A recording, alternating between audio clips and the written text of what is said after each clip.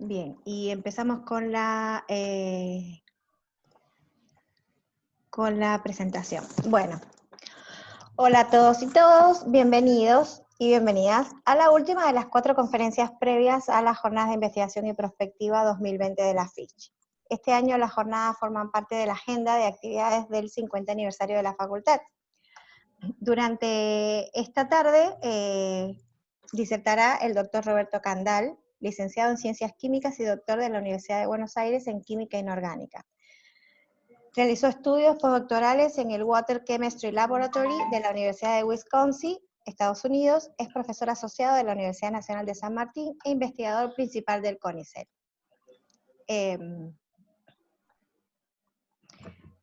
Perdón, pero me salen carteles y tengo que sacarlos. Es coautor de 102 publicaciones internacionales con referato y ha dirigido 8 tesis doctorales. Actualmente se desempeña como secretario de investigación del Instituto de Investigación en Ingeniería Ambiental y vicedirector de la Unidad Ejecutora de Doble Dependencia del CONICET, en esa facultad. Además, Roberto es socio fundador de la Sociedad Argentina de Ciencia y Tecnología Ambiental. Sus intereses en investigación se centran en los materiales con aplicaciones ambientales y en el desarrollo de procesos combinados para el tratamiento de aguas y sedimentos. Hoy nos ofrecerá la conferencia titulada Fotocatalizadores absorbentes y bioplásticos, nuevos y antiguos materiales para remediación y sustitución. Moderarán esta charla el doctor Orlando Alfano y el doctor Esteban Fornero, ambos docentes de la FICH e investigadores del CONICET. Se les pide a los presentes que durante la conferencia apaguen sus micrófonos, habrá un espacio para preguntas al final y para mayor organización les pedimos que de ser posible formulen las preguntas por escrito en el chat de la sala de Zoom.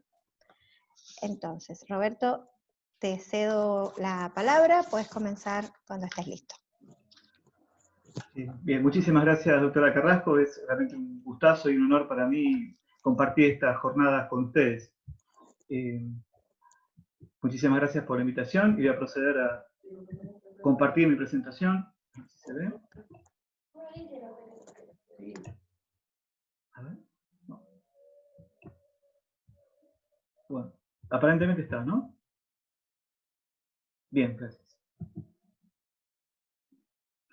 Bueno, entonces, lo que quería comentar es algo sobre un conjunto de materiales, tanto los que se denominan nuevos como algunos antiguos y viejos conocidos, que tienen algunas características que los hacen de interés en aplicaciones ambientales, podríamos decir, pensando en remediación o sustitución, sobre todo. Entonces, en particular voy a comentar algo sobre unos fotocatalizadores y su combinación con absorbentes y algo que aparentemente está completamente desvinculado con lo anterior, pero que es bioplásticos y su utilización como sustitutos de los plásticos convencionales. Bien, para comenzar, entonces, bueno, siempre se puede hablar, cuando uno habla habitualmente de contaminación ambiental, generalmente se piensa en, no sé, plaguicidas, derrames de hidrocarburos, pero no tenemos que olvidarnos que también los materiales que usamos habitualmente son fuente de contaminación. Por ejemplo, acá hay algunos casos, el cemento, sin ir más lejos, digamos, es una fuente de contaminación por cuanto, bueno, forma parte de un residuo que hay que disponer, hay que poner a algún lado. Los metales abandonados, los fierros viejos, textiles mismos, y ni que hablar los plásticos, que es, bueno, donde está puesto el foco actualmente como uno de los contaminantes más preocupantes y más dispersos que hay en el ambiente, sobre todo a partir de lo que se denomina microplásticos. Resulta que aparentemente están en todos lados. Y ni que hablar de nanomateriales, cuyo destino final todavía no conocemos muy bien, pero seguramente lo vamos a conocer en los próximos años. Y hay bastantes dudas e incógnitas sobre qué va a pasar con ellos. Pero sin embargo también hay materiales que se piensan para aplicaciones en remediación ambiental, perdón. Y ellos son, por ejemplo, algunos fotocatalizadores, sistemas absorbentes para remover contaminantes del agua o del aire, por ejemplo. Por reductores me refiero a estos sistemas basados en nanopartículas de hierro que han surgido recientemente, los últimos 10 o 20 años, ¿no? Pero bueno, relativamente hace poco y que se están aplicando ahora, eso sí se están aplicando recientemente, en tareas de remediación ambiental. Y por último, por supuesto, también nanomateriales, que, bueno, en virtud de algunas de sus propiedades, como vamos a ver un poquito más adelante, bueno, pueden cumplir una función importante en remediación. Los materiales evolucionan y es decir, no nos quedamos con lo que estaba de moda o se usaba hace 50, 100 años, sino que van cambiando. Y en la actualidad hay una tendencia a diseñar materiales en función de su impacto ambiental. Es decir, ya se está empezando a pensar que cuando uno genera un producto nuevo o un sistema material nuevo, tiene que pensar qué es lo que va a ocurrir con ese material cuando se deje de utilizar o cuando termine su tiempo de vida útil. Se piensa mucho en el reciclado, en la reutilización, y por supuesto también hay que ir pensando en la sustitución de los sistemas antiguos y que tienen un alto impacto ambiental por otros nuevos y que los reemplacen cumpliendo de la mejor forma posible con sus propiedades, pero que tengan un impacto ambiental mucho menor. Y a eso me refiero principalmente a los materiales plásticos, ¿no? Que en su momento cuando aparecieron generaron una revolución tecnológica, pero en la actualidad están empezando a ser un problema serio y hay que ver cómo se encuentra la vuelta a eso. Entonces vamos a ver algunos ejemplos que, bueno, que estuvimos trabajando en electricidad. Muy probablemente muchísimos de ustedes, ni que hablar los investigadores presentes, saben muy bien lo que es la fotocatálisis, pero de todos modos voy a comentar algo para los estudiantes o la gente que no está tan familiarizada con el tema. Ese intento de título. Fotocatálisis entra dentro de lo que se conoce como tratamientos avanzados de oxidación. Y en este caso particular, lo que se utiliza es un semiconductor, muchas veces el óxido de titanio, que es el semiconductor estrella para estas aplicaciones, por más que hay muchos otros. Y el fundamento es el siguiente, es decir, cuando tenemos un semiconductor, como es el óxido de titanio, los diagramas de electrones, o sea, la distribución de electrones, está dada por, o se representa, mejor dicho, por diagramas de bandas, que son, por ejemplo, bandas de valencia y bandas de conducción. En el caso del óxido de titanio, la banda de valencia está completamente ocupada por electrones, se van acumulando en estos estados de menor energía, mientras que la banda de conducción se encuentra vacía. Sin embargo, cuando se irradia con luz de energías suficientes, puede promoverse electrones de la banda de valencia y la banda de conducción, generando un hueco en la banda de valencia y un electrón libre en la banda de conducción, o más o menos libre. Estos huecos, en realidad son faltas de electrones. Para los químicos, en realidad lo que estamos hablando acá es de algo que tiene una alta capacidad de oxidación. Y por lo tanto son capaces de oxidar oxidrilos que pueden estar absorbidos sobre la superficie del semiconductor, o alguna otra molécula que esté cerca, absorbida por ejemplo, y pueda ceder electrones para ocupar este hueco generado en la banda de valencia. Por otro lado, los electrones de la banda de conducción se pueden utilizar en procesos de reducción de oxígeno, por ejemplo, y generar iones superóxido, que también tienen capacidad oxidante. Estos radicales oxígenos que se generan a través de este proceso son fuertemente oxidantes, tienen un potencial redox muy elevado, arriba de 2,3 volts, y por lo tanto pueden comenzar a atacar por medio de oxidaciones a las sustancias orgánicas fácilmente oxidables que se encuentran disueltas en el agua. Eso dispara un proceso de oxidación generando especies muy inestables que en presencia del superóxido y de más oxígeno del aire continúan el proceso de oxidación y si uno tiene suerte se mineralizan, es decir, se transforman en dióxido de carbono y agua. Pero si no dan especies más oxidadas. Ahora bien, este fenómeno ocurre siempre en el óxido de titanio. Si uno tiene un ladrillo de óxido de titanio va a ocurrir. Sin embargo, es perceptible en escala macroscópica solamente cuando estamos trabajando con nanopartículas de óxido de titanio. Y eso es porque tanto los huecos como los electrones que se generan para que puedan interaccionar con las especies que están en solución o que están en el aire, tienen que migrar a la superficie. Y eso va a ocurrir con éxito solamente si las partículas son pequeñas, porque si no ocurre un fenómeno de recombinación hueco-electrón, que es muy rápido y muy favorable, y por lo tanto, digamos, lo que obtenemos es simplemente energía térmica, producto de la recombinación, y perdemos esa capacidad oxidante. Bien, el óxido de titanio, como les decía, es el fotocatalizador estrella porque es químicamente muy inerte. Tiene un inconveniente, más o menos, como vamos a ver ahora, y es que se activa con luz de tipo UVA, es decir, con luz de aproximadamente unos 360 nanómetros, 365 nanómetros, de los cuales la luz solar contiene menos del 5% de esta radiación. Por lo tanto, lo que se busca muchas veces, en la actualidad, ya hace unos cuantos años, es tratar de modificar esta característica del óxido de titanio y hacer que sea capaz de absorber radiación de longitud de onda mayor. Es decir, que absorban el visible como para poder utilizar una fracción mayor del espectro solar. Hay varios trucos para hacer eso, y mucho de eso es lo que tratan de hacer es disminuir este ancho de banda, lo que se llama bandgap también en inglés, este ancho de banda, de forma tal que la energía que se necesita para promover electrones en la banda de valencia y de conducción sea menor. Para conseguir eso, bueno, se modifica el semiconductor agregando agentes dopantes, por ejemplo, últimamente tuvo algún éxito incorporando nitrógeno como no metal dopante o carbono como no metal dopante. También otras alternativas, como es colocar sitios en interbanda, que generan saltos de energía menor, más chiquitos, menos energéticos. Y otro es incorporando colorantes. Cuando uno absorbe un colorante sobre un semiconductor, lo que se consigue es que este colorante absorba luz visible y los electrones que se promueven de los orbitales ocupados de mayor energía pasen a la banda de conducción. Y acá en el semiconductor se han removido, por ejemplo, por oxígeno del aire. Digamos, el colorante después se puede, digamos, este hueco oxida a otra especie que está en solución y el colorante se regenera sobre la superficie del semiconductor. Y este proceso se puede repetir un número determinado de veces, dependiendo de la estabilidad del colorante, más o menos tiempo. A la larga el colorante se destruye también, ¿no?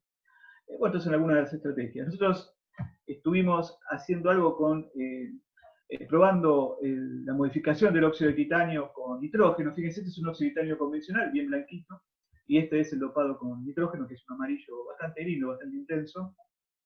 Y para preparar este material usamos una metodología Sol-Gel, usando urea como agente para incorporación de nitrógeno. Después de un tratamiento térmico muy controlado, porque claro, si uno lo calienta demasiado, fuera de control, todo el nitrógeno se va, se pierde. Entonces, sin embargo, con un tratamiento térmico adecuado, se puede obtener este tipo de sistemas. Acá lo que vemos es un espectro de reflectancia difusa, que lo que está indicando es que para radiaciones en el visible, la mayor parte de la radiación incidente es reflejada. Sin embargo, a medida que nos acercamos a luz cuya energía coincide con la banda de absorción, se produce una absorción rápida, una absorción abrupta de luz, y la reflectancia cae muchísimo. El sistema dopado con nitrógeno, como es color amarillo, empieza a absorber a longitudes de onda cercanas al visible. Acá se ve que hay como un hombrito, y esto es porque nos está indicando que este sistema está funcionando como un colorante, en realidad, en cierta forma, ¿no? Porque hay bandas de absorción que se superponen con el característico corte de reflectancia típico de un semiconductor, que sería este, ¿no? Que haya pico. Entonces está indicando que este dopado que obtuvimos no modifica en sí mismo la posición de la banda prohibida, o sea, el bandgap, sino que está incorporando colorante al sistema. Esos colorantes no lo voy a comentar hoy, pero son productos derivados de la melamina, que son muy ricos en doble enlace carbono-nitrógeno, y por eso adquieren color. Eso lo estudiamos en otra parte del trabajo, que no voy a presentar hoy, pero lo pudimos detectar también, y aparte también está reflejado en la literatura, ¿no? No somos los únicos que encontramos esto, por supuesto. Esto es una caracterización morfológica de los distintos sistemas que estudiamos en este trabajo particular. Este es el óxido de titanio dopado y este es el óxido de titanio que se obtuvo por la misma receta, pero sin metal nitrógeno. Como ven, son digamos, un tamaño mayor, se ven que son como esferitas, que están formadas por agregados de pequeñas partículas. Todo este trabajo lo comparamos siempre con un óxido de titanio comercial, que es el P25, que se obtiene por otra técnica, no por Sol-Gel, sino por pirólisis. Sus características son completamente distintas en lo que consiste en la dispersabilidad y tamaño de partícula. Por lo tanto, la comparación con el material preparado por Sol-Gel no es muy directa, no es la mejor.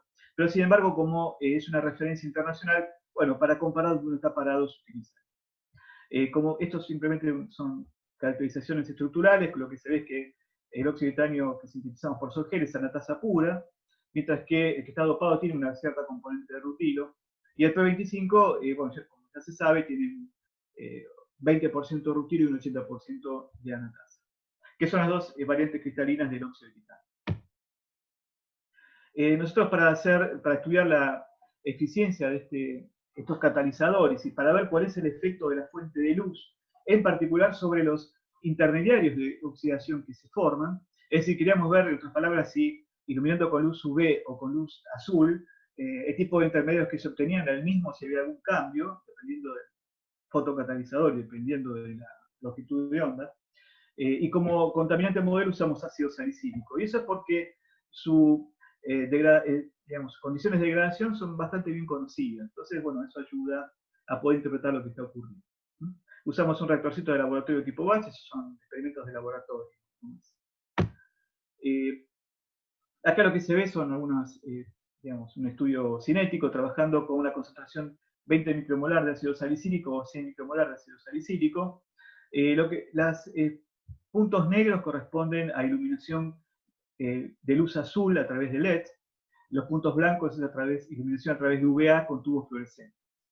Entonces, acá lo que observamos primero que nada es que cuando trabajamos con luz UVA y 20 micromolar de salicílico, la degradación fue extremadamente rápida, muy difícil de determinar parámetros cinéticos en estas condiciones. Sin embargo, cuando se trabaja con luz azul, la degradación fue bastante más lenta, y lo que se observa es que hay una ventaja notable del sistema dopado con nitrógeno respecto al óxido de titanio sin dopar. Este es el óxido de titanio blanco y el amarillo anduvo bastante mejor, en un sistema comparable con el P25, que si bien es blanco, bueno, también tiene cierta capacidad de absorción de luz azul, y eso en realidad está muy vinculado con la formación de complejos superficiales entre el ácido salicílico y la superficie del óxido de titanio, y eso genera, posibilidad de transiciones electrónicas en el visible, en el amarillito, diría yo. Por eso, cuando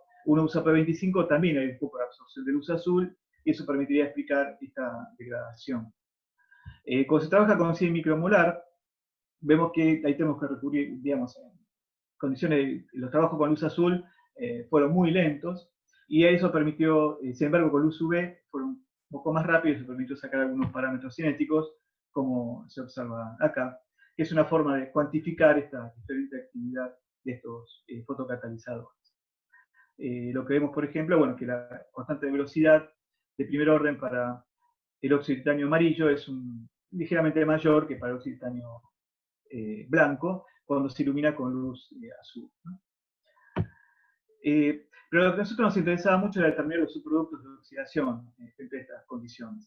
Fíjense acá una cosa interesante, en esta tabla lo que se observa son las distintas especies que se encontraron, descritas por sus siglas. Acá abajo están los nombres completos, y estos, digamos, son productos de reacción que se detectaron por estudios de cromatografía líquida acoplada con masa. Entonces, para abreviar un poco, esta es la fórmula molecular de salicílico. Y fíjense qué interesante. Entre los intermediarios que aparecen, hay algunos que tienen más carbono que el mismo óxido salicílico. Después hay otros que tienen la misma cantidad de carbono, pero más mayor cantidad de oxígeno, lo cual está indicando que hubo una oxidación incipiente. Y otros que tienen notablemente más cantidad de carbono, como el DHASA, 2 carbonos más. Y otros que, bueno, tienen el mismo número de átomos de carbono, pero más contenido de oxígeno, como se ve. Bien, esto lo que nos está indicando, como vamos a ver más adelante, es la formación de intermediarios que son productos de oxidación y otros productos de adición de carbono. Entonces tratamos de trabajar un poquito con eso. Acá me quedó mal esto, perdón. Entonces, para poder justificar la aparición de estas especies, lo que proponemos es, por ejemplo, una de las especies que aparecen es el ácido formil salicílico. Esto podría formarse en la solución acuosa por ataque de radicales formilo que se pueden formar como consecuencia de la oxidación parcial del salicílico sobre otras moléculas de ácido salicílico, incorporándose al anillo aromático. Cuando la solución que contiene esto se analiza por un sistema de cromatografía gaseosa acoplado a masa, lo que observamos es que esta especie, que cuando ingresa al espectrómetro de masas, se fractura, liberando dióxido de carbono y generando un ion de masa 121, y el cual, por liberación de un monóxido de carbono, genera un ion de masa 93. Y esto lo que permite, esta seguidilla de masas que se detectan en el espectrómetro, lo que permite es identificar con cierta seguridad a esta especie. Por ejemplo, acá si vemos, voy para atrás un poquito, ven el FSA, tiene un pico másico de 165, y después aparecen, cuando esto se fractura, el ion masa, aparecen otros iones masa, perdón, otros iones, uno de masa 121 y otro de masa 93, que coinciden con los que tenemos probado. ¿Está bien? Entonces uno detecta estos iones y armando el rompecabezas, pero para atrás, entonces, lo que encuentra es que esta podría ser unas especies que aparecen en solución y podría explicarse a través de la incorporación de carbonilos. Cuando uno revisa la literatura, encuentra efectivamente que existen informes sobre ataques de carbonilo sobre moléculas similares. La otra especie, el DHASA, que se activa mayor cantidad de carbono, aparentemente se forma por otro segundo ataque a la molécula del FSA, generando esta estructura que se estabiliza por esta presencia de multihidrato que aparece en la molécula.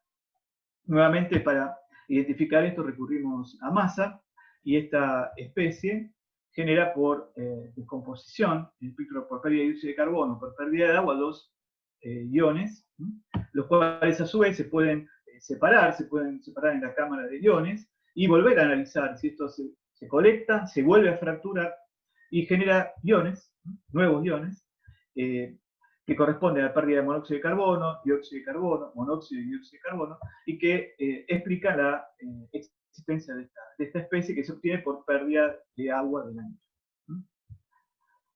Esto simplemente para mostrar cómo uno analiza este tipo de sistemas. Lo que hicimos fue, para todas las especies que se mencionaban, estaban en la tabla, hicimos un seguimiento en función del tiempo para ver su evolución temporal.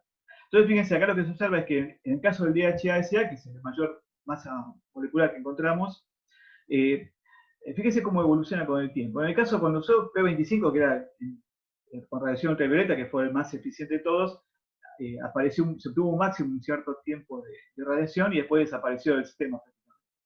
En los otros casos, con los otros óxidos de titanio hubo una cierta acumulación y posterior desaparición, convolución y posterior desaparición. Y cuando solamente se irradió, fíjense que solamente hubo acumulación. Ahora, sin embargo, cuando la iluminación fue con luz azul, fíjense que hay acumulación prácticamente en todos los sistemas. Claro, en el caso de óxido de titanio, que es el que resultó ser menos reactivo en estas condiciones, el óxido de titanio blanco, fíjense cómo se va acumulando. En los otros casos también se acumula, pero no tanto. Y eso es producto de que hay también algo de mineralización. Mientras que la fotólisis con luz azul, como era esperable, no dio nada, porque es una especie que no, el ácido salicílico no absorbe en el azul. En la tabla de abajo lo que vemos es algunos resultados de mineralización.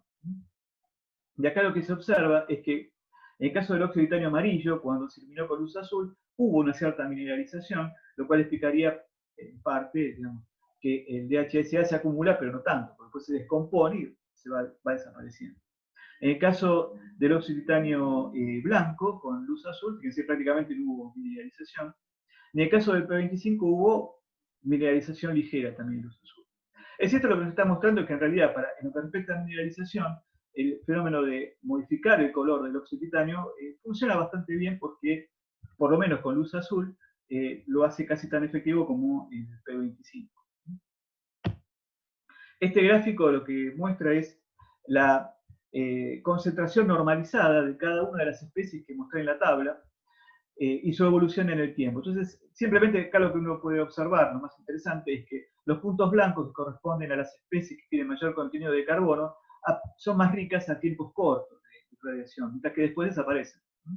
Mientras que las especies oxidadas, que son las que corresponden, tienen puntos rojos, si tienen la misma cantidad de carbono pero más oxígeno, aparecen en tiempos intermedios, adquieren su máximo de máxima presencia de tiempos intermedios, después decaen, y las especies que corresponden a especies, por ejemplo, que se caracterizaron como de cadena abierta, es decir, quiere decir que la molécula aromática se abre y ya pierden su aromaticidad. Eso no lo discutí con detalle, simplemente lo presenté en la tabla, pero se los comento ahora. Esas moléculas aparecen a tiempos más largos, ¿no? Entonces, eso da más o menos una idea de los procesos que están ocurriendo. Bueno, ahí lo marqué.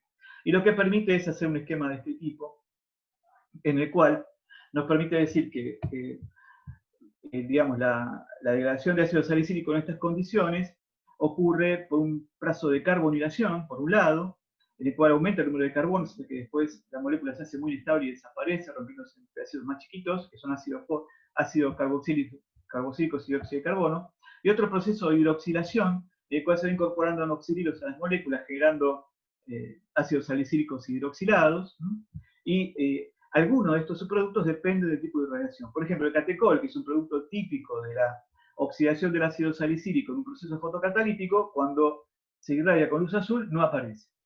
Es una diferencia marcada. Y bueno, y así con otros especies. Entonces, en definitiva, lo que observamos es que hay una relación entre el tipo de luz y el tipo de intermediarios de oxidación que se obtienen, como así también el grado de mineralización. Lo cual esto lo que está mostrando es que en realidad trabajar con fotocatalizadores coloreados o dopados no presenta la gran ventaja que uno esperaba, porque si bien se puede utilizar un intervalo de luz en el visible, se puede utilizar luz visible con actividad, como acabamos de ver, el nivel de oxidación al que se llega no es el mismo, ¿está bien? Porque los huecos son menos energéticos, tienen menor potencial de oxidación, y a la larga no se consigue el nivel de mineralización que uno desearía. Otro ejemplo es absorción y oxidación avanzada. En este caso, lo que usamos es una molibdenita, que es una arcilla, es un aluminosilicato, un aluminosilicato laminar, que se caracteriza por estar formado por estructuras octaédricas y tetraédricas asociadas. Los octaedros corresponden a aluminatos, los tetraedros, que son estos silicatos, y estas láminas están unidas entre sí por, mejor dicho, se forman láminas separadas debido a la presencia de imperfecciones en la estructura cristalina, y que consisten básicamente en el reemplazo de silicios por aluminio, con lo cual se pierden cargas positivas en la estructura, adquieren carga negativa permanente. También son como si fueran aniones grandísimos permanentes. Estas láminas no están unidas entre sí, pero sí químicamente, pero están electrostáticamente, porque justamente para compensar esas cargas negativas, en la intercapa, en esta zona, se acomodan cationes de tipo de calcio, sodio, etcétera, que se llaman cationes intercambiables, y que mantienen la unidad entre láminas. Sin embargo, es relativamente fácil incorporar aguas acá adentro, como aguas de hidratación, e incluso cambiar estos cationes por otros que sean más estables, por ejemplo, por hierro 3, hierro 2, etc. Estas son algunas de las propiedades: alta capacidad de intercambio catiónico, de superficial relativamente grande, sobre todo en lo que respecta a la absorción de agua, ¿no? Por su carácter hidrofílico. Pero una cosa muy interesante es que estos iones los del medio, se pueden intercalar por cationes orgánicos de este tipo. Por ejemplo, esto es un amonio cuaternario, es un octadesil tripetilamonio, en el cual esta cadena carbonada tiene 18 carbonos. Es un catión, como si fuera el sodio, nada más que tiene una cola muy larga alquílica. Se puede reemplazar estos calcios y sodios que están por acá en medio por estos iones, y lo que ocurre es que estas intercapas se hacen mucho más anchas, ¿también? Para dejar acomodar a estos cationes que se meten ahí. Ahora, ¿para qué queremos meter estos cationes acá? Muy bien, porque lo que se consigue de esta forma es darle un carácter más hidrofóbico a esta arcilla. Entonces, ahora va a tener capacidad de absorber productos hidrofóbicos, como pueden ser hidrocarburos, por ejemplo. Y de hecho, se fabrican estas arcillas modificadas, se llaman órgano-arcillas, como agentes absorbentes de hidrocarburos cuando hay derrames de combustibles. Pero además se pueden absorber otras cosas, como vamos a ver en un rato. Esto simplemente para mostrar ese cambio en el espacio interlaminar, que en un estudio de difracción de rayos X se refleja en el corrimiento de los picos que corresponden a las reflexiones de rayos X. La posición de estos picos de reflexión están vinculadas con el ancho de esta interfaz, de esta intercapa. Cuanto más chiquita es, a mayores ángulos de difracción, aparecen las señales. Cuando las señales aparecen en ángulos muy pequeños, quiere decir que estamos hablando de una periodicidad de espacios muy largos. O sea que esta capa aumentó su tamaño, y como acá vemos, de 1,24 a 2 nanómetros. Otra cosa que se observa es cambios en la movilidad electrofórica y en el potencial Z. El potencial Z es el potencial que adquiere, está vinculado, mejor dicho, con el potencial que adquiere eléctrico que adquiere la superficie de las partículas de esta arcilla y la arcilla modificada. Una característica, como decía antes, de las arcillas es que tienen siempre carga negativa, por lo tanto, a todo pH de trabajo, uno lo puede en solución acuosa, a todo pH de trabajo tiene carga negativa. En cambio, cuando se modifican con lo de TMA, adquieren carga positiva. Justamente esto lo que está indicando es que hay un recubrimiento prácticamente completo de la superficie de las partículas de arcilla por el alquilamonio, y cambia su carga. Entonces ahora es positivo, entonces eso quiere decir que lo podemos usar para absorber cosas negativas. El proceso que usamos acoplado con la absorción es un proceso fotofento, que también es un proceso de oxidación avanzada que está basado en la generación de radicales oxidrilos, y los compuestos orgánicos, cuando son atacados por estos oxidrilos, generan su producto de oxidación y, si no tienen suerte, mineralización. El proceso Fenton se basa en la composición catalítica del agua oxigenada utilizando hierro 2 como catalizador, que genera radicales oxidrilos, los cuales generan como subproducto hierro 3. El hierro 3 reacciona con más agua oxigenada generando hierro 2 a través de este mecanismo chiquito, pero este proceso es lento. Entonces hay que usar mucho hierro 3 para tener buenos resultados.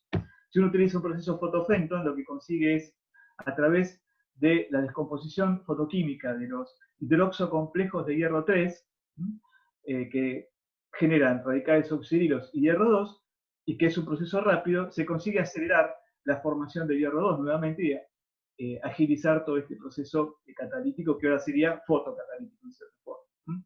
Entonces el proceso fotofenton es como el proceso Fenton, nada más que bajo iluminación en el intervalo de 365 a 420 nanómetros, ocurre a mayor velocidad en virtud de la formación de iones hierro 2 por acción de la luz visible. Este proceso se trabaja a pH 3 para evitar la precipitación del hierro 3 como oxidróxidos de hierro. Si bien hay alternativas para trabajar a pH más elevados, no las voy a presentar acá en esta charla. Entonces nosotros usamos un proceso de absorción y oxidación por fotofenton para eliminar un plaguicida, que es un fungicida que se encuentra en las aguas de lavado de fruta, que es el imazalil. El imazalil, bueno, es un fungicida de la familia de los imidazoles, que tiene como característica que tiene un pK, o sea, tiene un comportamiento ácido-base, con una constante de acidez de 6,5. Eso quiere decir que a pH mayores a 6,5 es negativo y a pH menores a 6,5 es positivo. El producto comercial es Excedral, que tiene un 50% de imazalil, y el resto son coadyuvantes de composición no muy conocida, básicamente son tensioactivos y cosas por el estilo. El imazalil, cuando llega a las aguas, puede provocar efectos tóxicos sobre organismos acuáticos, en principal sobre peces, principalmente.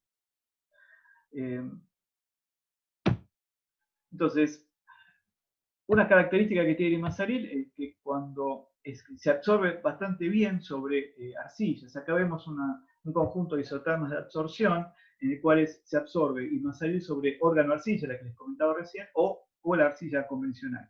En la órgano arcilla se absorbe bastante menos, como vemos acá. ¿Está bien? Y eso está vinculado al hecho de problema de las cargas que tiene, ¿no? Es decir, esto es mucho más positivo el órgano arcilla que la arcilla convencional. Y cuando estamos trabajando a pH 6, que es el pH de trabajo en el cual se realizó esta isoterma, el imazalil tiene una carga prácticamente neutra o ligeramente positiva, por lo cual la absorción es menor. Pero igual se absorbe, ¿no? Lo que vemos acá. Y una cosa muy interesante es que si uno estudia la absorción a distintos pHs, lo que vemos es que trabajando en estas condiciones, ¿no? 100 miligramos por litro de imazalil y 1 gramo por litro de arcilla, lo que se ve es que hay una absorción total de imazalil por parte de la arcilla convencional a pH 3, 5 y 7, mientras que recién empieza a haber absorción sobre la órgano arcilla a un pH más alto, donde el imazalil se torna negativo, como habíamos visto recién, y en cambio sobre la arcilla convencional su absorción baja notablemente. Y lo que es muy interesante aún es que este proceso de absorción se puede revertir trabajando a pHs ácidos en el caso del órgano arcilla. Fíjense, la órgano arcilla que tiene absorbido imazalil, cuando la pongo a pH 3, desorbe todo el imazalil. Y a pH 4 un poco menos, 5 un poco menos, y a pH altos, no desorbe nada. ¿Está bien? La arcilla convencional desorbe muy poquito de imasalí. Pero esto lo que nos permite es tener un mecanismo on-off de absorción-desorción de imasalí con la organoarcilla. Eso quiere decir que uno puede usar el organoarcilla para capturar el imasalí que está en solución, lo saca, lo remueve de esa solución, y después lo trata como quiere convenientemente en un reactor, en una zona acondicionada. Pero ya lo sacó del efluente y el efluente se puede descargar. Bueno, ahí muestra lo de recién. Otro estudio que hicimos fue ver cuántas veces se puede reutilizar esa organoarcilla.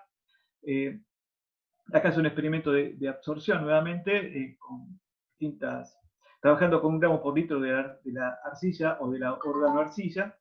Y lo que vemos es que digamos, la arcilla convencional digamos, la organoarcilla nueva es mucho más eficiente absorbiendo y va a salir de la solución, mientras que la organoarcilla usada va perdiendo esa capacidad de absorción. Es decir, acá después de 1, 2, 3 tratamientos uno puede remover los 100 ppm originales que había de imasalí en solución, aplicando 1 gramo por litro de organoarcilla 1, 2 o 3 veces. Con la nueva, en 2 veces se eliminó todo prácticamente. En cambio, con la usada voy a usar digamos, más de 3 veces. ¿Qué significa esto? Que la organoarcilla se puede reutilizar en procesos de absorción, pero es conveniente mezclarla con nueva como para que se vaya renovando. Es decir, se puede usar un poco de vuelta, pero no tantas veces. Entonces, lo que hicimos fue acoplarlo, como les decía hace un rato, es decir, acoplamos este proceso de absorción de imasalí de la solución acuosa, lo removimos de la solución acuosa, y después esa arcilla contaminada se dispersó en un poquito de agua, con un factor de concentración 10 en este caso. Es decir, nosotros trabajamos con agua conteniendo 50 partes por millón de imasalí. Lo removemos con arcilla. Y después, cuando lo resuspendemos, digamos, esa arcilla en solución y desorbemos el imasalí absorbido en arcilla, lo que se obtiene es una concentración de 500 miligramos por litro. Y esa solución, que ahora tiene el imasalí disperso o disuelto, mejor dicho ahí, lo tratamos por un proceso de fotofento, al cual se agregó el sistema agua oxigenada y hierro, y vimos qué pasaba con, en este caso, lo que les estoy mostrando ahora es con la concentración de imasalí y con la concentración de carbono orgánico total en solución.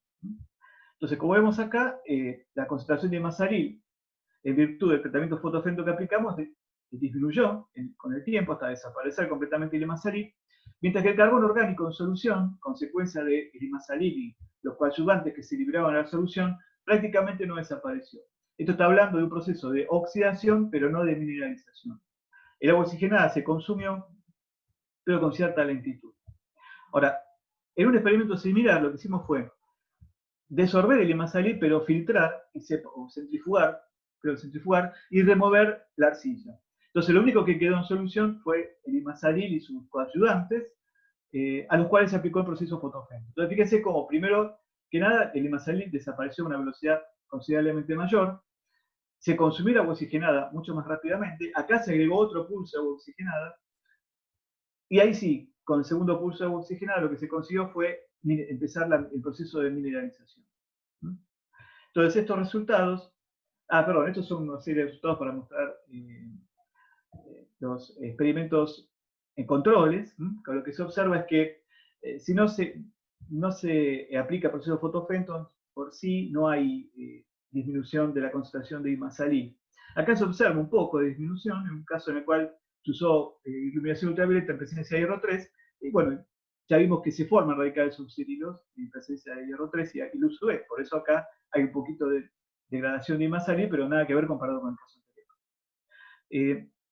Lo que sí se observó es la aparición de, en este mismo caso que estoy comentando acá, y en el otro caso donde hay relación UV y agua oxigenada, aparición de una cierta cantidad de materia orgánica en solución. ¿De dónde viene esa materia orgánica? Bueno, puede ser, proviene del ODTMA, que forma parte del órgano arcilla, que también se está oxidando. Es decir, cuando no hay imasalí en solución, se empieza a oxidar un poco también la organocilla que está presente. Sin embargo, cuando hay imasalí en solución, eso ocurre en una proporción prácticamente imperceptible. Y eso es así porque si no hubiéramos visto un aumento en el carbono orgánico total en solución, cosa que no se ve. Eso nos permite predecir, digamos, armar un proceso, sugerir un proceso de descontaminación para este tipo de efluentes provenientes de la industria del lavado de fruta, que son ricos en el plaguicida, el fungicida en este caso, pero muy pobres en otro tipo de contaminantes, porque es el agua de lavado simplemente, de enjuague, mejor dicho, ni siquiera lavado, ¿no? Porque la fruta a la cual se está lavando es una fruta que se trata con estos fungicidas para preservarlo como etapa previa a la exportación. Entonces, antes de exportar, se lava para sacar el exceso de plaguicida y tierra que puede tener y algún tensioactivo con el cual se lavó, después se seca y se envasa. Entonces, esa agua es bastante limpia, lo que tiene es plaguicida. Bueno, hay que eliminarlo porque si no genera problemas en el cuerpo receptor de agua. Entonces, una propuesta es utilizar el agua residual, tratarla con este proceso de absorción y separación, con el cual uno tiene agua purificada que se puede volcar, se obtiene una organorcilla fuertemente contaminada, la cual se desorbe, el sólido obtenido se puede reciclar en parte, y el agua se trata por fotofenton, obteniendo agua parcialmente purificada, sin ir más salir, con una cierta proporción de materia orgánica todavía en solución, y esta solución se puede ajustar el pH y someter a biotratamiento. Esta es otra historia que no les voy a contar acá, pero lo que vimos es que estas soluciones que se obtienen producto de la oxidación por fotofenton son mucho más biodegradables que las anteriores. Pero eso es otro trabajo que no quería contar. Porque lo que sí quería contar es algo de bioplásticos. Me imagino que voy muy mal con el tiempo, como es habitual en mí, pero bueno, sí. Si me avisan en todo caso si me estoy pasando, voy cortando. Otro tema que les quería comentar, que está vinculado con el tema de los materiales y su importancia ambiental, es el de los plásticos, ¿no? Acá ya no hablando en remediación, sino en sustitución, que es otra de las estrategias que hay que abordar. Digamos, reemplazar los materiales plásticos hoy por hoy es muy difícil, porque ya la sociedad está acostumbrada a su uso y muchas actividades es imposible de hacer si no es por plásticos. Pero en algunos casos se puede dejar de utilizar plásticos, siempre que no sea imprescindible, creo que va a haber que empezar a hacer eso. Habría que empezar a fabricar formulaciones de plásticos que sean fácilmente reciclables, es decir, evitar la combinación de polipropileno con PET, por ejemplo, y ese tipo de cosas que hacen que sea muy difícil el reciclado de esos plásticos, y cuando se puede, utilizar polímeros de base biológica y si es posible que sean biodegradables. Eso sería el otro caso, y eso se puede utilizar, digamos, ese tipo de productos o materiales se pueden utilizar para fabricar lo que hoy por hoy son los productos desechables, como por ejemplo cientos de bandejitas, papel de envoltorio, film de PVA, perdón, PVC, todo ese tipo de cosas que se utilizan en gran cantidad, reemplazarlas por polímeros de base biológica y la medida de lo posible biodegradable. Entonces ahí se verían algunos ejemplos. Entonces, nosotros lo que estudiamos, hay varios casos, ¿no?, de biopolímeros que utilizan. El almidón de maíz es uno de ellos, es uno de los que está un poquito más avanzado, incluso hay combinaciones de almidón de maíz con policaprolactona que generan productos ya comerciales como el Matervit, que se utilizan con bastante asiduidad, sobre todo en Europa, para fabricar bolsitas de tipo supermercado que son compostables. Acá está en pañales todo el proceso, pero ya hay algunas compañías que están empezando a usar ese producto para hacer bolsas. Nosotros usamos otro material y con otra, para otro tipo de estrategia de aplicación, que es el caseinato de sodio. El caseinato es una proteína que se obtiene del suero de leche, es una proteína cara por el momento, pero usamos para iniciar la investigación en esta historia. Tiene una geometría flexible, por lo cual es adecuada en presencia de un plastificante como el glicerol para hacer películas plásticas. No es barata, como les dije recién, tiene alto valor nutritivo, con lo cual sirve para hacer envases comestibles. Esto es, por ejemplo, papelitos que sirven para proteger, películas poliméricas que sirven para proteger, por ejemplo, una frutilla. Y eso la isla del tiempo y hace que dure mucho más tiempo que, digamos, en lo que se llama la duración en estantería, la gente de alimentos usa esa terminología, y por lo tanto, bueno, se preserva mejor y se pierde menos plata, tiene sus particularidades. Y esa película se puede comer junto con la frutilla, aunque no sea siempre la idea, pero bueno. Entonces, otra propiedad que tiene el caseinato de sodio es que es muy buen emulsificante. y eso nos permite pensar en el tipo de sistemas que nos interesa a nosotros, que es hacer películas, pero no a partir de caseína o caseínato de sodio, sino películas a partir de emulsiones que contienen una fase aceite, como aceite de girasol. De esa forma, lo que uno conseguiría, bueno, estoy hablando en potencial, pero lo conseguimos, es obtener películas que tienen dispersas en su seno, en su matriz, pequeñas gotitas de aceite. ¿Y para qué sirve eso? Bueno, porque esas gotitas de aceite se pueden funcionalizar, por ejemplo, con antioxidantes del tipo del beta-caroteno, que son hidrofóbicos, pero tiene una muy buena capacidad de protección frente a la oxidación. Entonces uno puede generar acá un envase que es funcionalizado y que ejerce alguna cierta acción sobre el alimento o sobre la otra cosa que se quiera envasar. Esto está en escala de experimentación, por eso estamos usando caseinato, aceite de girasol y, bueno, no lo voy a presentar en este trabajo, pero beta-caroteno como ejemplo. Pero se pueden utilizar otro tipo de cosas. Bien, entonces nosotros también lo que hicimos fue a estos sistemas reforzarlos, porque claro, la película plástica hay que reforzarla un poco, y la reforzamos con óxido de titanio. ¿Por qué óxido de titanio? Porque es un material, es un óxido que es comestible. O sea, hay varias formulaciones de alimentos procesados industrialmente que tienen óxido de titanio como carne. Entonces, más o menos es adecuado. En el caso de que la película no sea comestible, lo que uno obtendría es un papelito que se tira o una bolsa que se tira y tiene capacidad es biodegradable. Y la otra ventaja que tiene esto es que en caso de que vaya a las aguas y se lo coma una tortuga, por ejemplo, o un pez, muy probablemente no se muera, porque lo pueda digerir. Y eso es una gran ventaja comparado con los plásticos convencionales que están haciendo estragos en la fauna. Entonces, una de las cosas que hicimos fue preparar una emulsión en base a caseinato de sodio y aceite de girasol. Entonces, lo que se utiliza es un proceso convencional, en el cual tenemos dos fases, fase orgánica y fase acuosa. Se utiliza ultraturras, que es un sistema de agitación para preemulsificar, y después para formar una solución mucho más estable aplicamos ultrasonido, y eso lo que permite es obtener gotas muy chiquitas en el tamaño de 2 micrones. Y en esta etapa, si uno quiere, puede incorporar óxido de titanio. Pero avanzamos más en eso y fabricamos una nanoemulsión a través de un proceso en el cual a la fase orgánica se le incorpora un solvente, que en este caso es acetato de etilo, porque es un solvente, bueno, desde el punto de vista ambiental y bromatológico, un poco más amigable que otros que hay dando vuelta. Se aplica el mismo proceso, dispersión por ultraturra, después ultrasonido, pero después se aplica una etapa de evaporación, en la cual el solvente se elimina y las micelas que se habían formado como consecuencia de la dispersión de la grasa más el solvente en la fase acuosa y estabilizadas por el caseinato de sodio, al evaporar el solvente genera gotitas mucho más pequeñitas. Y estas son realmente la escala nanométrica, alrededor de 80 nanómetros. Con estas emulsiones fabricamos por método de casteo, es muy sencillo, películas, en las cuales, por supuesto, acá no lo puse, me lo comí, pero en esta etapa hay que incorporar, después que uno fabricó la emulsión, se incorpora el plastificante que es glicerol. Generalmente una proporción del 2%, entre 2 y 5%. Roberto, me permito interrumpirlo, si puede Por supuesto. ir acelerando un poquito, sería ideal. Perfecto, entonces voy acortando con esto, nos vamos de viaje. Entonces, acá lo que les muestro es resultados que obtuvimos en respecto a emulsiones y nanoemulsiones. Estas son imágenes de microscopía confocal, que lo que están mostrando es, lo que se ve en rojo son las micelas, que están coloreadas con rojo nilo.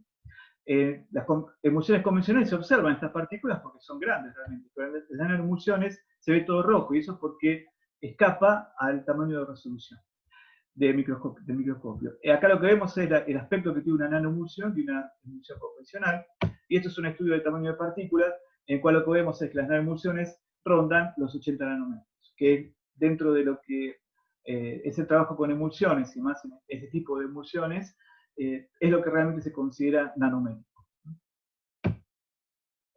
Con eso se fabrican películas, aquí hay una pequeña muestra, y nuevamente el análisis por microscopía confocal lo que muestra es que las películas que se obtuvieron a partir de emulsiones convencionales presentan dispersas, gotitas de aceite, mientras que las que se obtuvieron a partir de emulsiones no, es mucho menor. Y estas que tienen la letra T tienen también óxido de titanio, el cual está tan bien disperso que ni se ve con esta manera. Cuando vamos a análisis de microscopía electrónica, ahí se ven las partículas de óxido de titanio. Esta es una película formada solamente por calcinato de sodio, no tiene aceite. Esta tiene óxido de titanio, esta no, y se la compara con una película obtenida a partir de nanoemulsión que sí tiene aceite, y en este caso partículas de óxido de titanio. Y como vemos, hay muy poco, no se observan gotitas, ¿no?, diferenciales. Cuando tratamos de usar una película obtenida por una emulsión convencional, lo que se observa es que desprende aceite, exuda aceite. Y eso es porque no tiene suficiente estabilidad. Entonces, ¿cómo se explica eso? Bueno, es que cuando usamos una emulsión convencional para fabricar una película, las gotas, las micelas, las gotitas de aceite, se desestabilizan, colisionan entre ellas, forman partículas gotas más grandes y terminan segregando el aceite. Mientras que en el caso de nanoemulsiones están muy bien dispersas, no colisionan entre ellas y no generan láminas de película de aceite. Y esto es fundamental para ver cómo, trabajando en la nanoescala, uno puede producir películas estables con un material que de otra forma no sería estable. Estas películas las caracterizamos por microscopía SAXS, que le voy a abreviar bastante, si me disculpan, porque si no me voy a escapar de tiempo. Es un equipo de SAXS, los experimentos los hicimos en Italia, pero demuestra básicamente lo que permite es tener información sobre la estructura de un sistema que es un poco cristalino, acoplado a un sistema a unas partículas cristalinas, como son el óxido de titanio. Entonces, básicamente, del análisis de estos dispersogramas de rayos X, lo que obtenemos es información vinculada con el tamaño de las moléculas que son unidades formadoras de estas películas. Y podemos ver más o menos cuál es su tamaño, si están agregadas o no, cuál es su grado de agregación. Y con el análisis de dispersión de rayos X a ángulos medios, lo que observamos es la presencia de nanopartículas de óxido de titanio, en el caso en el cual se utilizó óxido de titanio como refuerzo. Lo que vemos también, podemos observar por esta técnica, es la homogeneidad de la película. La escala de colores muestra que está vinculada con la capacidad de absorción de rayos X. Lo que muestra es que cuando se utilizan nanoemulsiones, la película es sumamente homogénea. Se ve acá indicado por la escala de colores que muestra la distancia. En el caso de las emulsiones convencionales fueron bastante homogéneas también, pero con alguna diferencia en acá lo que vemos son los tamaños que les comentaba antes, por información de SAXS, a través del modelizado de esas curvas bastante espantosas que están por ahí. Lo que uno puede observar es cuál es el tamaño de las unidades, de los bloques de construcción que forman esas películas. Y lo que se observa es que cuando se trabaja con nanoemulsiones son notablemente más pequeños, 14 nanómetros, el radio de giro de esas moléculas, comparado con emulsiones convencionales, 17,5 nanómetros. No es una super diferencia, pero es apreciable. Un tema muy interesante, y es que lo que vemos acá es que la intensidad de dispersión de SAXS es mucho más elevada cuando se trabaja con nanoemulsiones que cuando se trabaja con emulsiones convencionales. Y eso lo que está indicando es la presencia de nanogotas en la película, lo que veíamos, mejor dicho, lo que no veíamos por microscopía electrónica, ni siquiera de batido. Sin embargo, eso se ve reflejado en la intensidad de SAXS, que solamente lo único que dispersa ahí esta radiación de rayos X son las nanogotitas de aceite que están dispersas en la película. Estas son algunas caracterizaciones mecánicas. Para hacerla muy corta, lo que les puedo comentar es que la permeación de vapor se vio, si uno la compara la permeación de vapor de las películas hechas con puro caseinato, con las que tienen emulsiones, se observa que hay una pérdida es decir, hay un aumento en la permeabilidad, lo cual es esperable por la ruptura, ¿no?, de la estructura de la película al incorporar una nueva fase orgánica. Sin embargo, cuando se utilizan nanoemulsiones es un poco menor que en el caso de emulsiones convencionales. En lo que respecta a sus propiedades mecánicas, estas son tensión a la rotura, máximo estiramiento.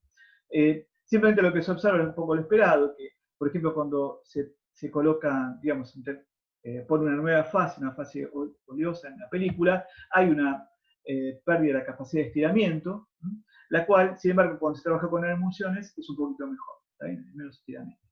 Bueno, este tipo de ensayos mecánicos son los que permiten a uno decir si la película sirve o no para un determinado uso como envase o como protección. Entonces, algunas conclusiones para terminar. Hay una conexión directa entre materiales de ambiente por varios lados. Por un lado contaminan, pero también se puede utilizar para para predecir, podemos y debemos diseñar materiales con una mirada ambiental, pensando en su futuro destino una vez que pierden su utilidad. Es decir, no, nada de eso que cuando se tira va a la basura y nada más y después me olvido. Cuando se descartan, ¿qué pasa con ellos? Hay que empezar a diseñar de esa forma. Y trabajar en la nanoescala es una herramienta más, no es la panacea, pero es una herramienta más que nos permite y nos ayuda a veces a diseñar, ¿no?, material con este pensamiento ambiental, tanto para remediar como para fabricar nuevos materiales. Por supuesto, lo nano, aunque no lo discutí acá, tiene sus riesgos, todavía no sabemos cuáles son los riesgos ambientales de la nanotecnología con gran seguridad, por lo cual hay que poner un ojo en eso. Finalmente, para agradecer, por supuesto, a la Facultad de Ingeniería y Ciencias Hidráulicas de la UNL por ofrecerme la posibilidad de brindar esta charla, por la cálida invitación que recibí de la doctora Ailén Carrasco y la ingeniera Ruth Rodríguez, y acá comentar a algunos de los colegas con los que trabajo y llevo adelante toda esta presentación. Bien, espero no haberme pasado demasiado. Muchísimas gracias. Bueno, muy bien, le damos la palabra a Orlando y a Esteban.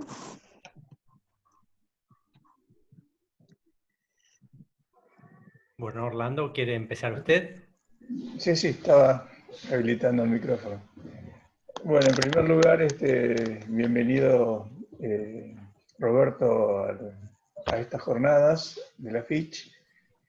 Siempre es un placer recibirte en la universidad. Muchas gracias por la presentación. Fue una excelente, ¿se siente, no? Sí. Una excelente presentación. Yo tengo muchas preguntas, pero no sé si hay preguntas del público. Por supuesto, les voy a dar el pase a alguna pregunta del público y si no, Sí, hay preguntas del público, tengo de André y de Claudio, si quieres las mencionamos, y yo también tengo preguntas particulares. Bueno, muchas gracias, Roberto, por la charla, realmente muy didáctica y muy interesante. La primera pregunta que tengo es que me hizo llegar Claudio Pasalía, y me pregunta, o le pregunta, soy el interlocutor, si puede mencionar el equipo analítico que usó en estos trabajos, sea espectrometría de masa, cromatografía gaseosa, ¿qué tipo de equipo analítico tiene para el desarrollo de este trabajo? Sí, lo que utilizamos es un cromatógrafo líquido de alta presión que está acoplado con un espectrómetro de masas, que tiene una trampa de iones, ese espectrómetro de masas. No me pidan las marcas porque no me acuerdo, pero ahora tengo una transparencia, pero las características que tiene, lo más interesante tal vez de este equipo es que el espectrómetro de masas cuenta con una cámara de iones, que eso lo que permite es que a medida que las fracciones van saliendo del cromatógrafo líquido e ingresan a la cámara de ionización y se forman los iones moleculares por bombardeo con electrones, la radiación incidente que sea necesaria, esos iones que se crean pueden quedar retenidos en la cámara de iones. Entonces, uno tiene la ventaja de que, por ejemplo, un haz de electrones golpea la molécula se parte, genera iones de distinta masa molecular, y uno puede seleccionar quedarse con una masa determinada. Por ejemplo, el ion de masa 121. ¡Pum! Todo lo demás se descarta, y uno queda con ese 191 ahí congelado, no congelado porque está dando vueltas, pero digamos atrapado en esa cámara de iones. Y después ese ion se vuelve a bombardear, y ahora se rompe ese ion. Pero las fracciones que se obtienen corresponden a la ruptura de ese ion. Entonces uno puede analizar y estar, esas fracciones y estar seguro de cuál es ese ion que había quedado encerrado y que es producto de la destrucción parcial de la molécula inicial. Y eso es una información muy fuerte para empezar a generar, digamos, a rompecabezas que arma la molécula. Entonces esto lo que es equivalente a tener un montón de espectros de masa en tándem, uno atrás del otro, si se entiende un poco la idea. Pero eso es gracias a esa cámara de ionización. Entonces esa es la ventaja que tiene esta técnica y que digamos, es un poco la distinción del equipo que tenemos nosotros. De resto es un equipo de cromatografía líquida de alta presión convencional. Es un buen equipo, pero no tiene más particularidades que los comunes, ¿no? Pero sí, la desventaja es que se pierde un poco de sensibilidad con esta técnica, pero se quiere mayor capacidad de resolución de estructuras. No sé si se responde a la pregunta. Cualquier cosa después les paso los detalles por correo. Si interesa conocer la marca del equipo. Tengo... Ahí sí, está, Claudio, adelante, Orlando. No, una pregunta más general, digamos, no tan específica. Bueno, teniendo en cuenta que en estas jornadas, bueno, se busca principalmente el trabajo interdisciplinario, es decir, la interacción de los grupos de investigación con otros grupos, con otros institutos. Me gustaría que comentes así cuál ha sido tu experiencia desde ese punto de vista, es decir, con otras instituciones, universidades e inclusive con otras profesiones, ¿no? Claro, sí, perfecto. Mirá, si bien justo el trabajo que mostré, el más interdisciplinario que mostré es el último, de plásticos. Allí, digamos, la interacción es fundamental con especialistas en polímeros. En particular con gente del Departamento de Física de la UBA, por ejemplo, y del Instituto de Tecnología en Polímeros de la Facultad de Ingeniería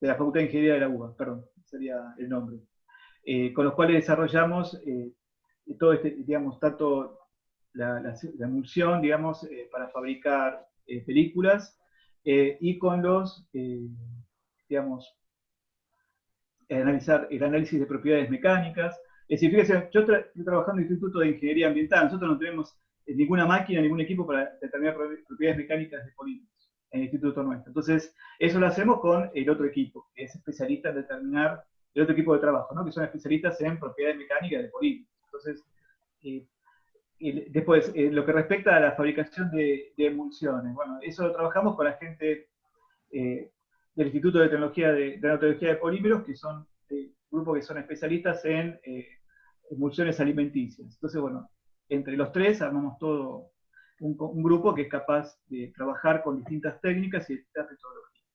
Y en particular, en lo que respecta a la caracterización por SACS, que yo acá lo pasé muy rápidamente, pero es una parte bastante crucial en la determinación de las propiedades de estos nuevos películas poliméricas, porque permite ver justamente la homogeneidad que tiene el material. Ahí tenemos una colaboración muy fuerte con un grupo de Italia. Si bien nosotros hacemos mucha experimentación en SACS, no en estos sistemas, no en sistemas de películas, y con ellos aprendimos un montón. De hecho, ahora en UNSAN tenemos un equipo de SACS de mesada, se dice, que ocupa todo el laboratorio, porque no es un síncrono, ¿no? Es, digamos, de laboratorio, y podemos realizar este tipo de experimentos en casa, digamos, allá en la universidad. Pero esto es en virtud de la colaboración que tuvimos con el grupo de física de Italia. Uno de nuestros estudiantes fue para allá, ahora ya es investigador, aprendió las técnicas y usaba. Ahora, en el área ambiental, sobre todo en lo que respecta a procesos de remediación, ahí es fundamental. Yo trabajo codo a codo con el doctor Kuruchev, que formamos el mismo equipo, el mismo grupo de trabajo en el instituto, y él es un especialista en microbiología. Entonces ahí lo que nosotros trabajamos mucho es en procesos acoplados de oxidación avanzada y microbiología. Entonces, ahí la interacción es forzosa, es fundamental. Entonces, por eso digo, todos estos trabajos es trabajar en un equipo relativamente interdisciplinario y sobre todo en colaboración con distintos institutos que tienen capacidades complementarias es fundamental. ¿No? Hoy por hoy es muy difícil hacer los desarrollos. Hay institutos de materiales que son muy completos, pero son los menos.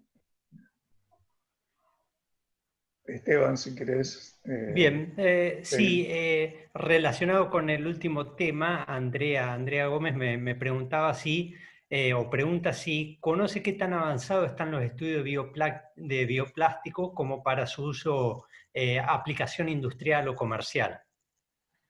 Sí, en algunos aspectos están muy avanzados. Por ejemplo, este material comercial que te decía, estoy haciendo publicidad, el Mataruí, ese nombre que se lo conoce así, que es no se conoce bien la formulación porque es un secreto, ¿no? Pero tiene almidón y policaprolactona, eso es conocido, formulado de alguna manera tal que genera ese polímero que es perfectamente aplicable en los procesos actuales de fabricación de bolsas, ¿no? Que son extrudado y soplado, ¿no? Es decir, ese producto se vende en la forma de pellets, que se extrudan, salen una pastita y eso se puede soplar y generar una bolsa. Y eso está totalmente desarrollado. En Europa hoy por hoy son prácticamente las únicas bolsas que se usan. Acá en Argentina se podría hacer, lo que pasa que por una cuestión de costos está limitado, porque en la actualidad, al día de hoy, sale muy caro en dólares ese producto, porque es importado, no se fabrica acá todo. Ahora, en lo que respecta a fabricación, pero eso estoy hablando de un producto que ya se podría salir al mercado ya.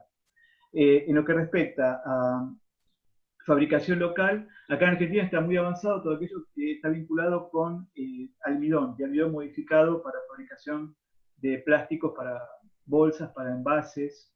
Eso está bastante avanzado. En escala de investigación hay, bueno, grupos muy importantes como la doctora Silvia Goyán y la doctora Vázquez, que han desarrollado ya estos materiales.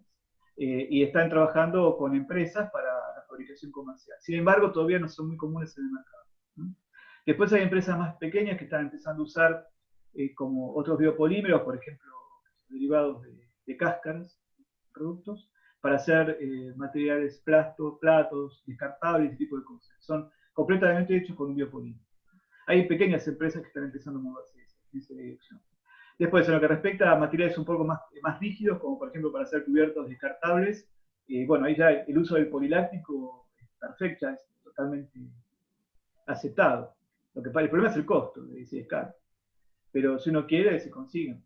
Hay ya tenedorcitos descartables, eso a nivel comercial. Es decir, en algunas aplicaciones se está empezando a ver esa sustitución, ¿no? De plásticos convencionales por algunos descartables. Y si hubiera normativas que las impulsaran y los costos fueran un poquito más accesibles, seguramente se popularizaría mucho más. Hay un problema para la popularización de esto, y es que el empresario del plástico es un poco reticente a cambiar su producto, porque tiene un poquito de miedo de tener que cambiar la tecnología. Es decir, ellos dicen, bueno, pero yo tengo estas máquinas que gasté un montón de plata para hacer bolsa y ahora que tengo que comprar otras máquinas nuevas. Y lo que ellos tienen que comprender es que no, que esas mismas máquinas les sirven. Pero hay toda una pelea, hay una competencia y no la aceptan. Pero poco a poco lo van a ir aceptando y va a ir cambiando. Ahora el problema es el precio. Sí. Muchas gracias. No. Un comentario, que también de alguna manera es una pregunta. Tanto la UNSAM como la UNL han seguido, digamos, una trayectoria casi parecida en cuanto a la parte ambiental. Es decir, tenemos nosotros y ustedes también una carrera de ingeniería ambiental y también un doctorado en ingeniería, mención ambiental, y sé que se ha aprobado hace no demasiado tiempo el doctorado en ciencias ambientales. Bueno, comento esto porque, bueno, sería, creo yo, una buena oportunidad de intercambio de alumnos y también de docentes en aquellas asignaturas que puedan ser interesantes, ¿no? para ambas universidades. Y desde ese punto de vista, bueno, quisiera escuchar, por supuesto, tu comentario, pero también recordar que allá por 2016, o sea, a 3 o 4 años, se firmó un acuerdo de un proyecto marco entre la UNL y la UNSAM para este tipo de actividades conjuntas, docentes y también de investigación. Después hizo un proyecto específico de investigación entre los dos grupos, pero quería referirme especialmente a ese convenio marco donde es mucho más amplio, más general y que permitiría ese intercambio, como dije, de alumnos y de docentes. Sí, pienso que coincido con vos, creo que tenemos una oportunidad excelente para poder realizar este tipo de intercambio que sería sumamente enriquecedor. Ahí tenemos que encontrar, creo que lo único que tenemos que hacer es encontrar los mecanismos, que en eso me parece que fallamos, porque en el principio conseguimos hacer el convenio que nos llevó bastante tiempo y medio después como que nos pinchamos un poco en esa dirección. Pero habría que intentar de buscar los mecanismos para hacer estos intercambios. Hay como siempre una pata floja, pero no hay que echar la culpa de eso, es el financiamiento, ¿no? Quiero decir, la responsabilidad máxima creo que es nuestra y acepto la que me toca por no haber impulsado aún más esta colaboración. Pero dicho eso, pues tenemos otro problema que es el financiamiento. Hoy por hoy parece curioso, pero parece que es más fácil conseguir financiamiento para que los estudiantes viajen al exterior a otra universidad que para intercambiar entre universidades dentro del país. De hecho, me acuerdo que hace unos cuantos años había un programa de intercambio financiado por la SPU, por ejemplo, que permitiría estas movilizaciones. No sé en qué estado se encuentra esto ahora, pero creo que sería una punta, buscar si hay financiación por ese lado. Y por otro lado, si no la hay, bueno, tal vez dentro de los presupuestos de nuestras universidades se podría encontrar algunos pesitos para que pueda haber algún intercambio. Pensando en estudiantes, sobre todo, ¿no? Porque, claro, sí. Estudiantes de grado me refiero, porque en el caso de estudiantes de doctorado, bueno, ahí siempre uno puede recurrir a plata de un subsidio, a un proyecto, hay otras fuentes de financiación. Para estudiantes de grado es un poco más limitado. Creo que claramente tendríamos que tratarlo más, porque ahora estamos cerca, digamos, sí, es una lástima. Tenemos que avanzar en eso. Así que lo pongo en la agenda de cosas Bueno, para el año próximo, pero tratemos de hacerlo, sí, tenemos que profundizar. Tenemos que retomarlo. Sí, totalmente. Y esperar que la pandemia nos dé un poco más de bueno, sí. Bueno, ahí tenemos, durante la pandemia podemos aprovechar para buscar las herramientas para después llevarlo a cabo. Eso es lo que tendríamos que hacer. No sé si hay alguna otra consulta, no estoy viendo. Sí, ¿Vos, yo tengo una, Orlando, de Ailén Carrasco, que dice si conoce algún ejemplo de estos procesos o algún otro que usted ha trabajado en los que se haya podido transferir al medio socioproductivo desde su investigación, si pudo haber transferencia con el medio socioproductivo. Bueno, en lo que respecta a procesos de oxidación avanzada y tratamiento, los mejores ejemplos tienen ustedes ahí en Santa Fe, ¿no? En INTEC y varios otros que se han realizado transferencias muy buenas y muy conocidas tanto a la industria como sobre todo a municipios, ¿no? Este tipo de cosas. Sobre todo recuerdo, creo que ahí meto la pata y por hablar de más, pero no sé si Lucila Satú tenía un proyecto. No, Cristina Salazar. Cristina, metí está la ahí, pata. ahí está Cristina. Justo se escondió Cristina. Ahí está Cristina. Justo se escondió. Ahí está Cristina, que tenía un proyecto muy interesante en esa dirección. Así que sí, ustedes son los que creo que tienen la punta de lanza en este sentido, ¿no? Están más avanzados. Y en lo que respecta a materiales plásticos, sí, también hay transferencia en esa dirección, sobre todo, no que hayamos hecho directamente nosotros todavía, porque nuestro producto es bastante incipiente. Recién ahora que estamos trabajando, que pasamos de caseinato de suero, que es una proteína cara, a proteína de aislado de suero de leche, que es una proteína muchísimo más barata, que es un desecho en algunos casos, podemos empezar a pensar en hacer películas que tengan una aplicación comercial. Lo anterior es más académico como para preparar el terreno. Pero en el campo de las películas de almidón sí hay transferencia a industrias, en particular otros grupos de investigación, ¿no? De otros institutos. En particular, por ejemplo, almidón para hacer películas para producción agropecuaria, ese tipo de cosas, se llaman los mulching, y también para la fabricación de bolsas, ¿no? Para llevar bolsitas de mercado. En esa dirección hay transferencias. No toda la que uno quisiera, ¿no?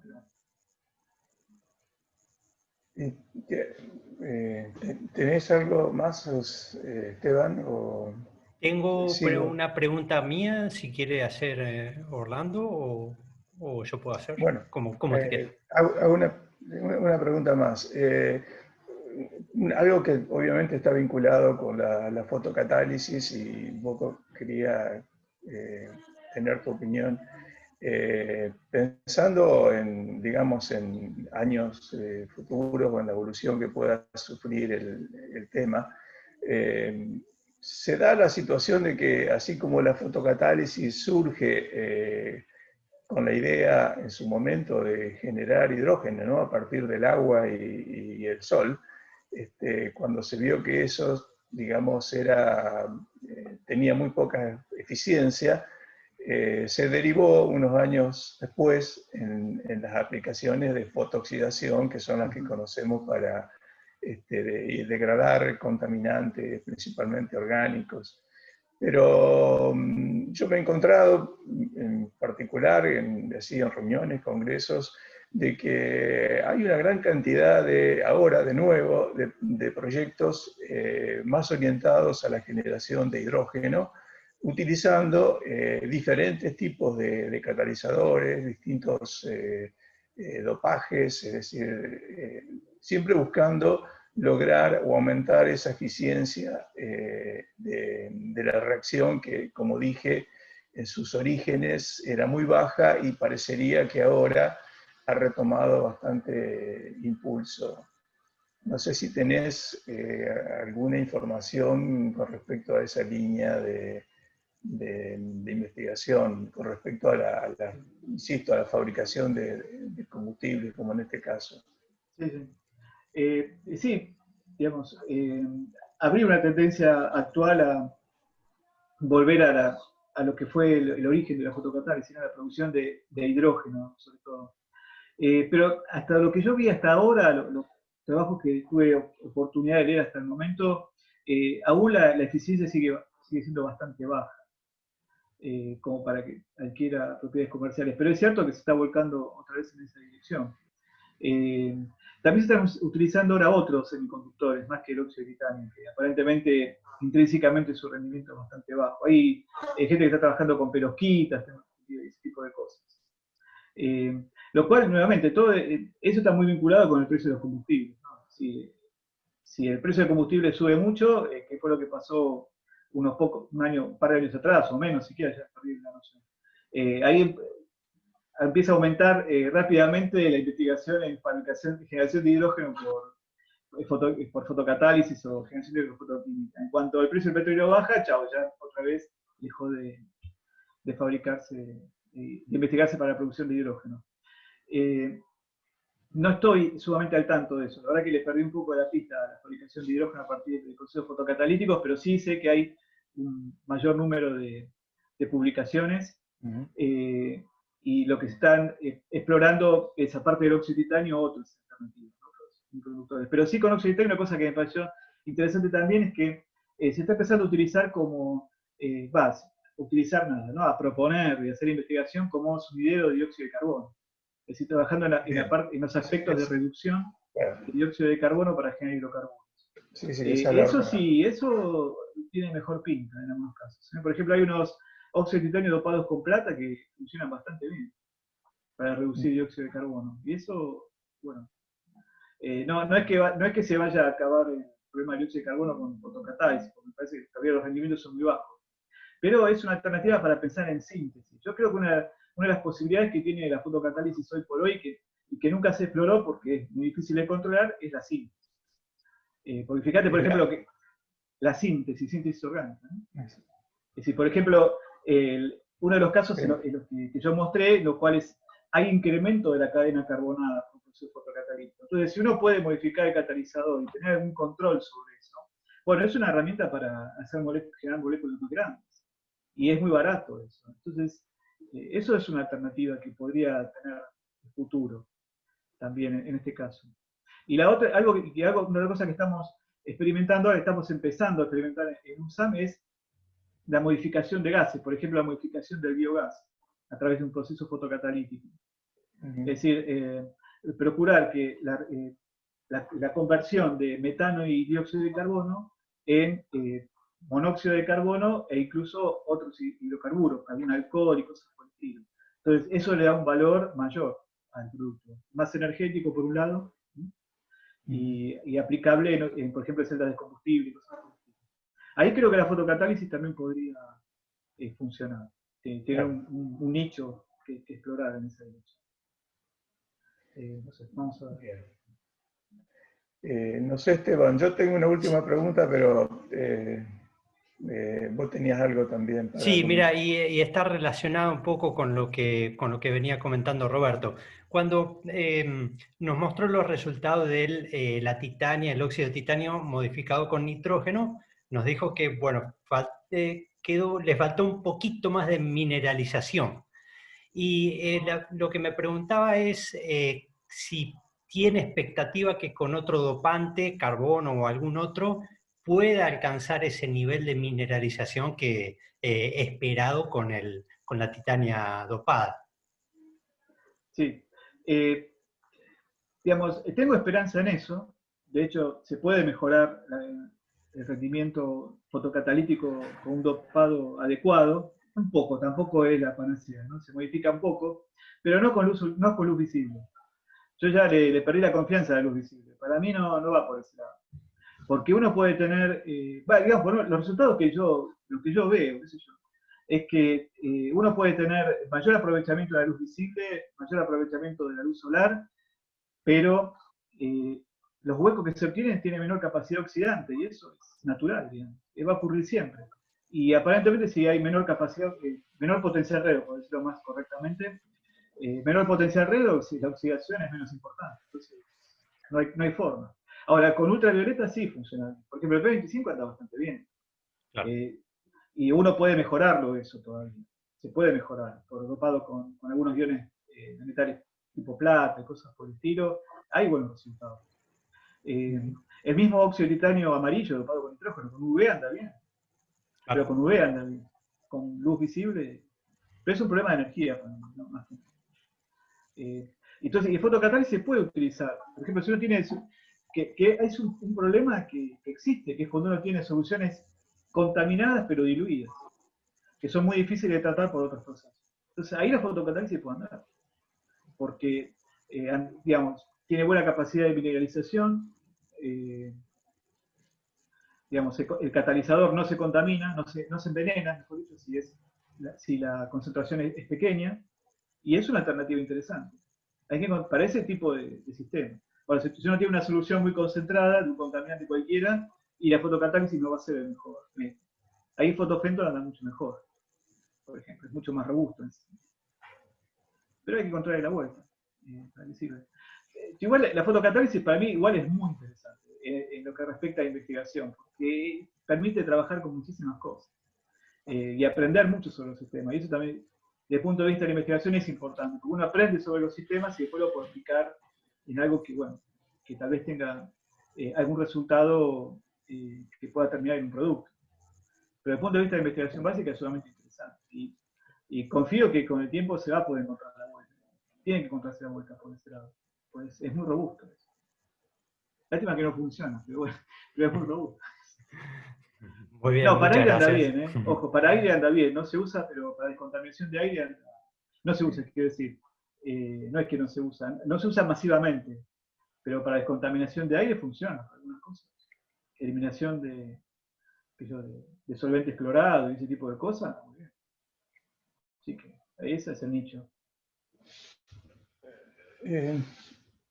Bueno, un comentario que, bueno, tiene que ver con lo que decíamos recién de la interacción de distintos grupos y también posibles aplicaciones que podemos hacer desde la ciencia, digamos. Pero quiero que comentes. Sé que has tenido una participación importante en la elaboración de estos barbijos. Que se generó como una acción conjunta, creo que estaba la USAM, la UBA y bueno, y también una pyme de la zona. Me parece que es un tema interesante que lo comentes porque, por supuesto, por la importancia que tiene en esta época claro. y por la interacción, ¿no?, que se dio en su momento y los conocimientos que estos grupos tenían para poder realizar esa confección, ¿no? Claro. Sí, perfecto. Mira, un poco la historia es esta, es justamente uno de los grupos con los que suelo trabajar, que es el de Arturo Goyán de física. Sí. y con otra gente de UNSAM cuando empezó el problema de COVID que estaba empezando a crecer en Argentina, dijimos, bueno, tenemos que hacer algo. Y aparte, otros profesores y autoridades de UNSAM convocaron y dijeron, pero hay algo que podamos hacer. Entonces se plantó, primero apareció el tema de, bueno, habría que llegar a barbijos. ¿Eso por qué? Era porque se veía venir que iba a haber una gran falta de este tipo de productos, sobre todo para prevención del personal médico. Mientras estábamos hablando con todo esto, una de las profesoras de UNSAM, que fue la secretaria académica y que es también conocida, digamos, de Silvia, por otro lado, porque es física, etcétera, plantea que su hermana es cardióloga en un hospital de San Martín y estaba sumamente preocupada por la falta de insumos para médicos. Entonces dijimos, habíamos hablado del tema de hacer un desarrollo de respiradores tipo N95 para médicos, entonces nos juntamos los cuatro de dos UBA de UNSAM y empezamos a escribir un proyecto para los que se presentaban, los que abrió el Ministerio de Ciencia y Tecnología, los proyectos COVID-19. Entonces armamos un proyecto para diseñar un material, un tipo de tela que sería útil para fabricar respiradores N95, pensando en uso médico. Y enviamos el proyecto. Bueno, ese proyecto nunca llegó a destino porque se perdió el medio de camino, entonces nos quedamos fuera de competencia. Pero en el mismo momento, justo apareció una empresa PYME, se contactó con Silvia, con mi colega, porque le habían dicho que ya había estado trabajando en polímeros y nanopartículas, y él sabía que había productos que estaban empezando a usar nanopartículas de plata con acción bactericida. Y que él quería hacer un barbijo con esa tela porque tenía una industria textil que fabricaba tela tejida de algodón poliéster. Y eso no servía para barbijo, pero él quería modificarlo para que sí. Entonces dijimos, bueno, hagamos una cosa. Veamos si lo que habíamos pensado hacer para los respiradores sirve para esta tela. No va a ser para uso médico porque el tipo de tela no da para uso médico, pero sí para hacer una protección de uso doméstico, de uso para la ciudadanía común. Nosotros entonces ahí empezamos a ver cómo podemos hacer para meterle nanopartículas de plata a esa tela, y ya veníamos trabajando con Silvia hace rato en la producción de la combinación de polímeros y nanopartículas. Entonces, bueno, teníamos alguna idea de cómo podía funcionar, probamos un polímero hidrosoluble que anduvo bien, o sea, las ideas dieron justo en la tecla, funcionó bien. Ese polímero sintetiza nanopartículas in situ, o sea, no es que hay que fabricar partículas de metal, sino las sintetiza in situ y encima queda bien pegado a la tela. Hicimos ensayos de actividad bactericida, que eso lo hicimos en el 3IA, que posibilidad de hacerlo, funcionaba muy bien. Vimos que la gente podía respirar a través de él, a través de unas pruebas que hicimos, lo cual es importante para que se muera asfixiado. Y después modificamos la tela aplicándole cobre también para que tenga acción antiviral, porque el cobre es mucho más antiviral que la plata. Y con eso desarrollamos una tela. Después que se hizo en el laboratorio en tiempo récord, pues, más o menos ya todo pensado, funcionó. Los tesistas y los becarios más jóvenes fueron la carne de cañón que fue al laboratorio después de conseguir los permisos de las universidades. Los pibes se mataron trabajando y en una semana ya tenían el producto terminado. Después a la otra semana lo fueron a probar a la fábrica, estuvieron ahí trabajando con medio de tachos y tambores y todo eso. Se hizo una primera tanda de tela, la probamos, funcionó, y bueno, se hizo la licencia, el convenio y la licencia y se empezó a vender el producto. Si nosotros diseñamos solamente la tela, ¿no? La fabricación de barbijo es a través de la empresa, corre todo por cuenta de la empresa, nada más. Claro.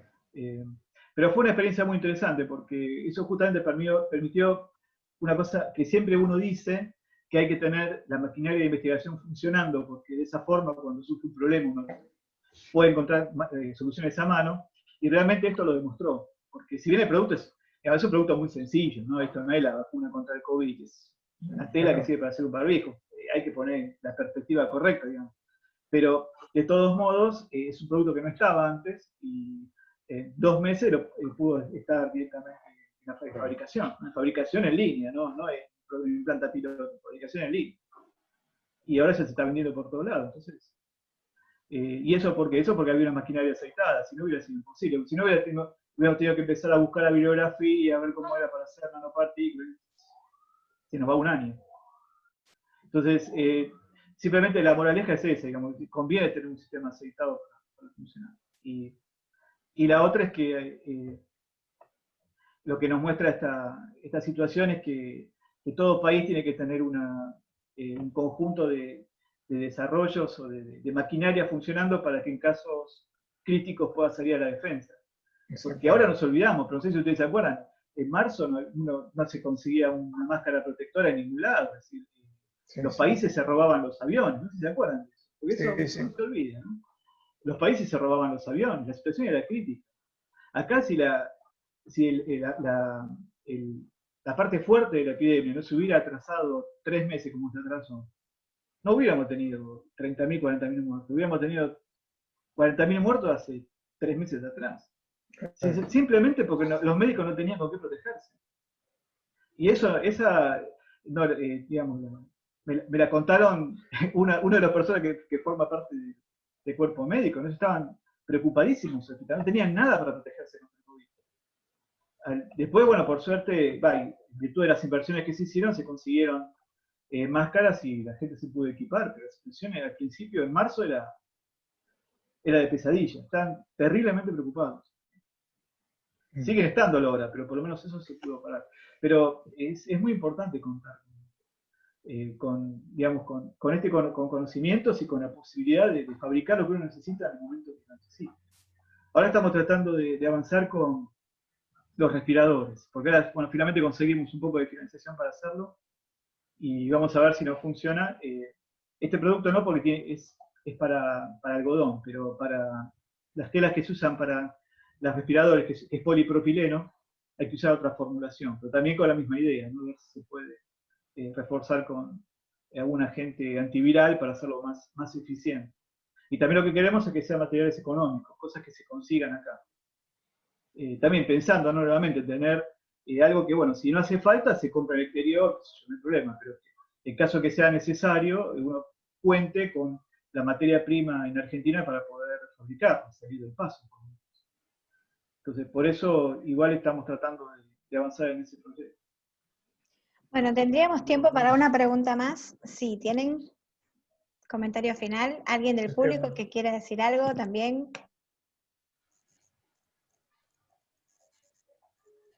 ¿Tenías algo vos, Esteban? No, yo ya no tengo más. A ver, ¿nadie se anima? Bueno, bueno, entonces estaríamos para cerrar acá. No sé si, Roberto, ¿tenés algo para decirnos? ¿Recomendación, última recomendación? No, simplemente agradecerles por la posibilidad de charlar con todos ustedes, que es súper interesante, y que, bueno, tenemos que avanzar en la colaboración entre institutos, como decía Orlando, eso ya me quedó en la cabeza, tenemos que ir por ese lado. Quedó grabado, así que... Quedó grabado. Bueno, muchísimas gracias, Roberto, por tu predisposición de darnos esta charla, y bueno, a todos los que la compartieron con nosotros, muchas gracias. Nos vemos en la brevedad. En la presencialidad en algún momento. Esperemos que me sí. permite